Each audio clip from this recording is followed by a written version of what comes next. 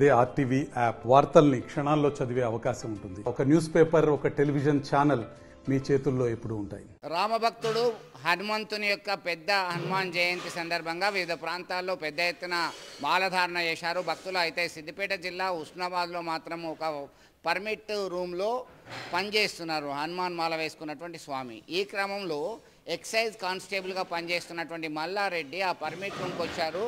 కొన్ని గ్లాసులు ఇవ్వాలి అని చెప్పి కోరడంతో సరే గ్లాసులు ఇస్తాను, కానీ ఆ గ్లాసులకు సరిపోయే డబ్బులు ఇవ్వండి అని చెప్పేసి హనుమాన్ మాలధారణ చేసిన స్వామి కోరాడు. నన్నే డబ్బులు అడుగుతావా, నేను ఎక్సైజ్ కానిస్టేబుల్ను అంటూ చేయి చేసుకున్నాడు. ఇష్టం వచ్చినట్టుగా బాదాడు ఆ మల్లారెడ్డి అనే కానిస్టేబుల్.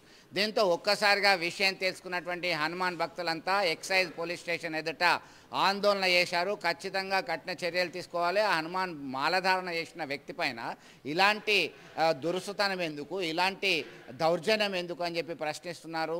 ఇప్పటికైనా తీరు మార్చుకోవాలని హెచ్చరికలు జారీ చేస్తున్నటువంటి పరిస్థితి.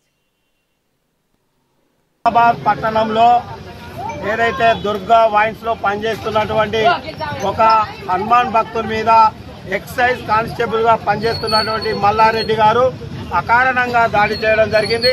అది కానీ ఎక్సైజ్ డ్యూటీలో ఉండగా కూడా ఎక్సైజ్ వైన్స్ లో తిరుక్కుంటూ బెల్ట్ షాపులలో పైసలు వసూలు చేసుకుంటూ గ్లాసులు ఇవ్వనందుకు ఒక హనుమాన్ భక్తుల మీద అకారణంగా దాడి చేయడం ఉస్నాబాద్ ఏదైతే హనుమాన్ భక్త కమిటీ మేము తీవ్రంగా ఖండిస్తున్నాం.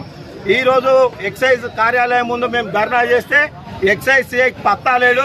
హనుమాన్ భక్తుల మీద దాడి చేసిన మీద 24 గంటల్లో సివిల్ పోలీసులు కానీ ఎక్సైజ్ పోలీసులు కానీ చర్యలు తీసుకోకుంటే రేపు ఉస్నాబాద్ పట్టణ బంద్కు కూడా ఏదైతే హనుమాన్ స్వాములు మొత్తం కూడా బంద్కు పిలిపిస్తున్నామని కూడా. మరిన్ని వీడియోస్ కోసం ఛానల్ ని సబ్స్క్రైబ్ చేయండి. లేటెస్ట్ అప్డేట్స్ కోసం వాట్సాప్ ఛానల్ ని ఫాలో చేయండి.